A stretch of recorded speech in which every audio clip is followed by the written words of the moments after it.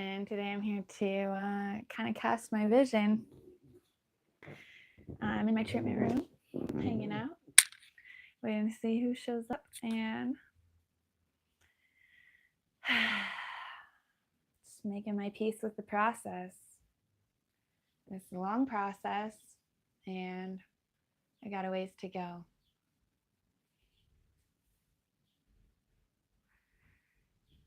Setting myself up here to kind of make sense.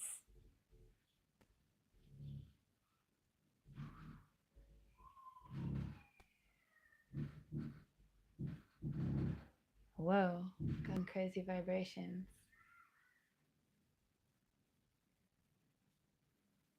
And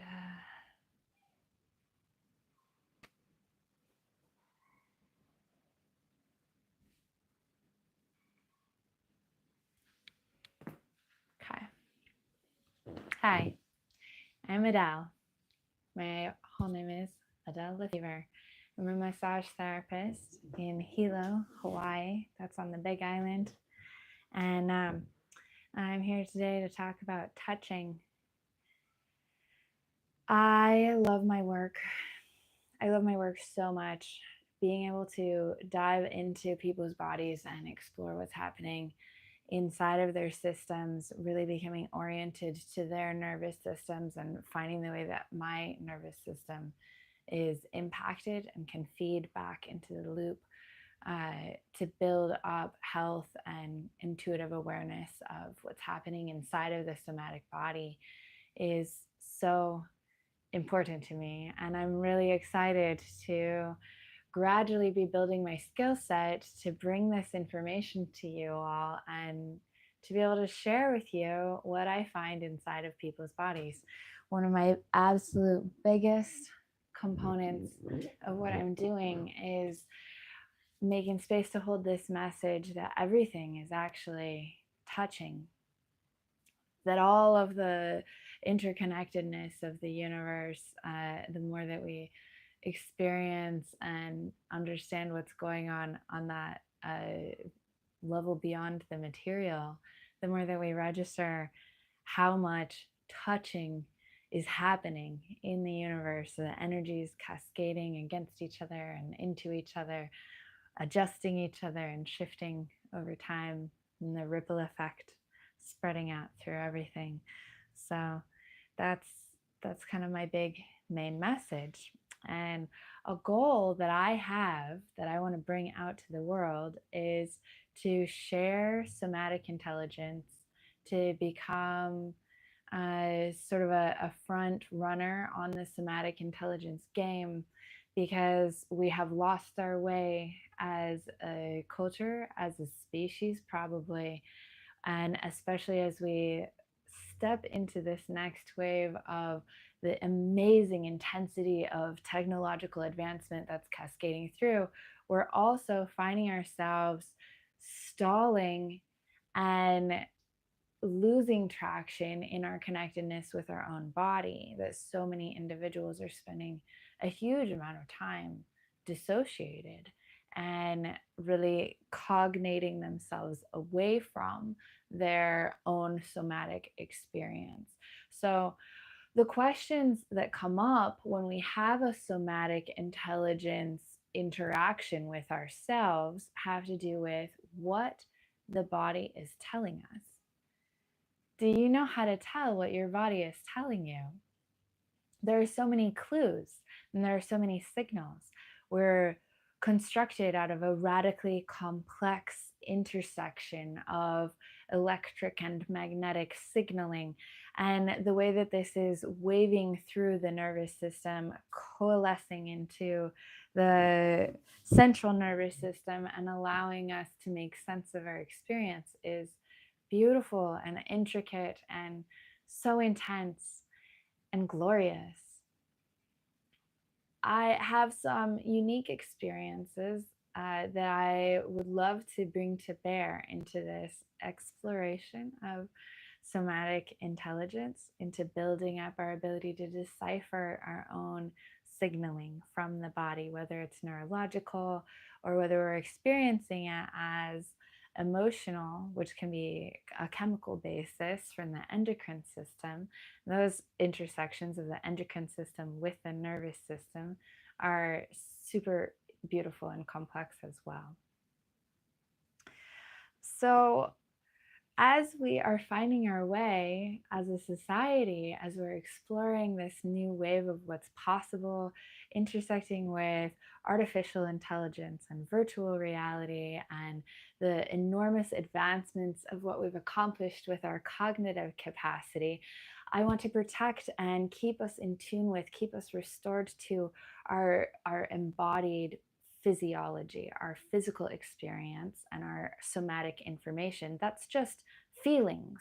All of those are long ways of saying feelings, what we feel, the subtle sensations of itches and cold and heat and tingling, and the attention that's drawn into the sensations of the body. All of these feelings are complex and they're full of information.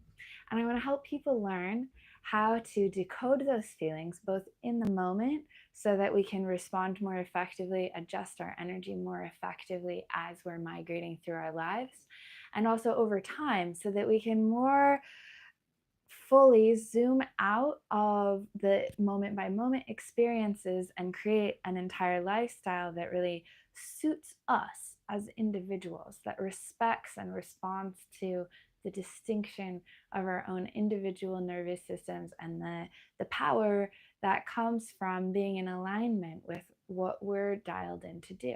I like to think we're all intricate instruments were meant for something specific, and you may have a computer or a gaming device or a tablet that's really dialed in for audio, or all of these different kinds of devices that are going around in our world. Use this metaphor with me for a moment to conceive of the specific task that these devices are designed to do, and the way that they can do many different things. You can run lots of apps on a phone or a tablet or a computer, but that when you really have the right balance of memory and processing power available, and the size of the device for convenient usage, that there's something really in that sweet spot of being well suited to the task.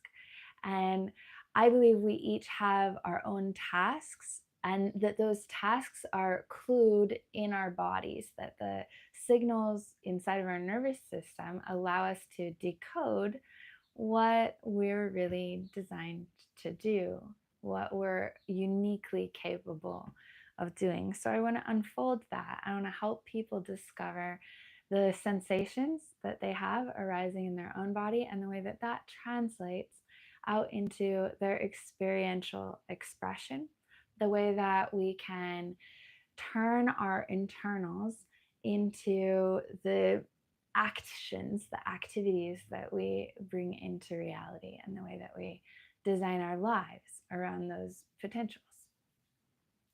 So I like to think of it as this idea when in the 90s, Mr. Rogers first started showing on PBS.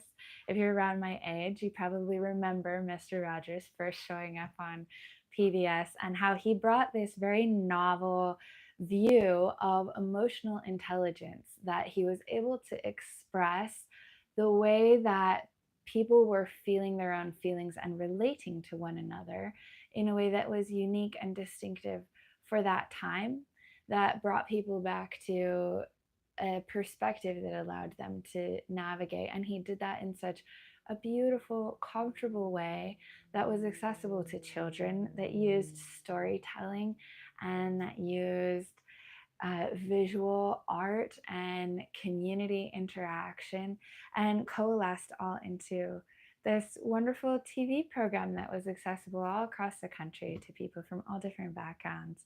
And his work in emotional intelligence created the foundation for what a lot of us grew up with, gave us language, gave us an ability to discuss and be collaborative with each other using that very simple, accessible language. So, Mr. Rogers for me is an amazing example of somebody on the forefront of introducing emotional intelligence into a culture that really needed that at that unique moment.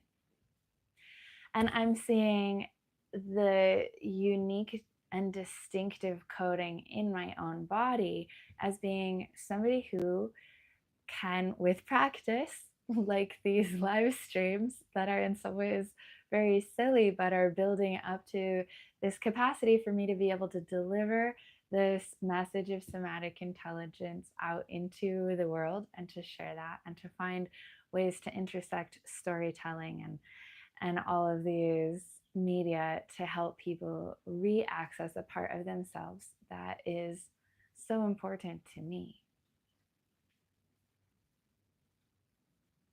And for a moment, I am alone. I have a client coming in really soon, so I'll take just a few minutes more here before transitioning.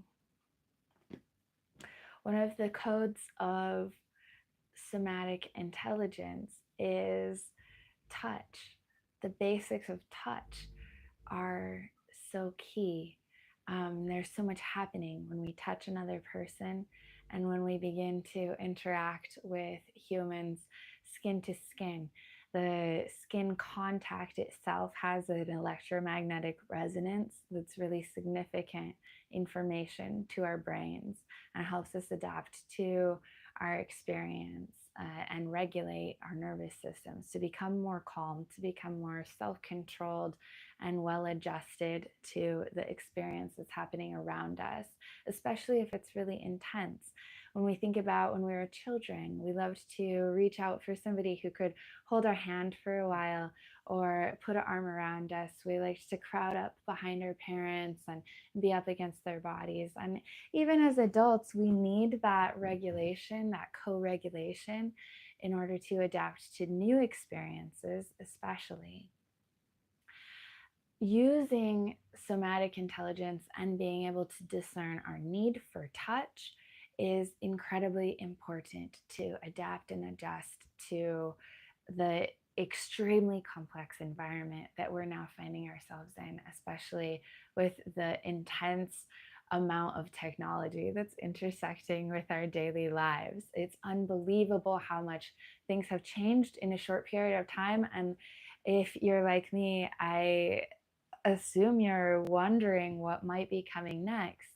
I really want to hold an anchor for the power of touch, of the amazing impact that we receive when we just have someone to hold on to, and we know where to get touch and contact and human connection. And I really want to advocate for skilled touch as a medicine, as an important medicine. And all the research studies are coming back pretty uniformly. We're seeing an amazing affirmation of the importance of skilled touch, meaning massage therapists, chiropractors, even Reiki practitioners, people who are able to offer that co-regulation experience and that sense of nurturing, that co-regulation in the nervous system, especially when it's combined with anatomical knowledge and structural knowledge that allows us to adjust some of those compacted areas of the body and the pain that builds up over time when we're not quite adjusted or embedded in our own skin. So this is a huge passion for me to remind people. I believe that our entire society knew this in the past and that we're needing this reminding as we move through this era, that I am passionate to remind people about the value of skilled touch as medicine. I'm loving the data that I'm seeing coming back of skilled touch, massage therapy especially, compared to heavy painkillers. That we know that we're in this opioid epidemic, they're calling it. We know that Eli Lilly and other major drug manufacturers have really screwed us over. We know that doctors have been handing out prescriptions like candy and that people's lives have been ruined trying to accommodate the pain from injuries and structural damage that they've taken in their lives. And the research continues to support that skilled touch actually can offer as much pain relief with none of the addictive components and none of the risks of side effects relative to the extreme risk that we take when we hand people opioid medication. And so that's another central point of passion for me, where I want to spread that news before people are handed a script for a prescription, a medication that could potentially ruin their lives and tank their relationships and their careers, to look at the possibility of using skilled touch and higher frequency skilled touch, especially to address those chronic pain concerns before they're in a position of addiction, out of control feature of their lives. Um, Another aspect that I'm circling around and communicate, building up my skills, is this idea of a healthy touch culture. We have grown up in an environment where there's some fear around touching, people with strong emotional reactions, creating this experience of rejection, people with really really aggressive perspectives of how limited our touch experiences should be, and people spreading accusations of sexual misconduct and real sexual misconduct happening, making all of these dynamics of figuring out when to touch, who to touch, where we can touch them, where on their body they should be touched. It can feel really really complicated and really like abrasive for us to have to process through. And I have worked with so many people who almost completely stopped touching other people out of a variety of these fears coming together. And that's really sad to me, because our nervous systems fundamentally need the experience of touch. We need it to feel okay. We're primates that are highly specialized for high social interaction. And we get that sense of being healthy, of being accepted and integrated in our tribe through touching, through mutual grooming in the case of our other primate relatives, through massage therapy in our more professional realms now as humans. So this is me. I'm Adele Lefevre. I'm a body worker, a massage therapist, massage therapy instructor in Hilo, which is on the Big Island of Hawaii.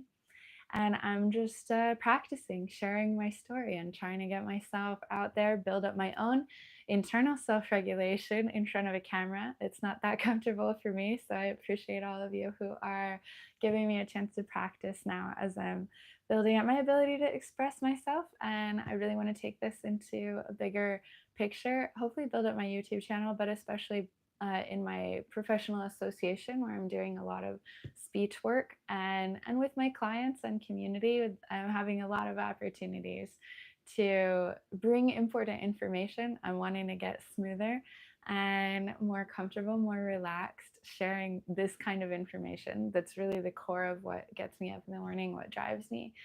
So I'd love if you guys would like my channel or subscribe to my channel. I guess that's what you say. And really enjoying hanging out with you on the live stream. If anybody has like questions, oh, thank you. I've got somebody visiting. Chat Room Goon says you're doing great. I hardly ever subscribed from a live, but you earned it minutes ago. Thank you so much. I really appreciate that. I've been pushing myself for like most of the last year, trying to build up to this level, and I have a lot more to say. So I hope you will join me more in the future. I'm gonna have to jump off because I'm in a pretty busy clinical setting, and my lunch is over. So I've got people showing up, lining up in my waiting room out there, and I'm gonna go greet them. Tomorrow around 9:30 Hawaii time, I'm gonna jump back on and actually do an entire session live with one of my really close friends. We're gonna practice some of this camera skills together as well. So hopefully I can catch some of you then. And thanks for joining me. See you next time.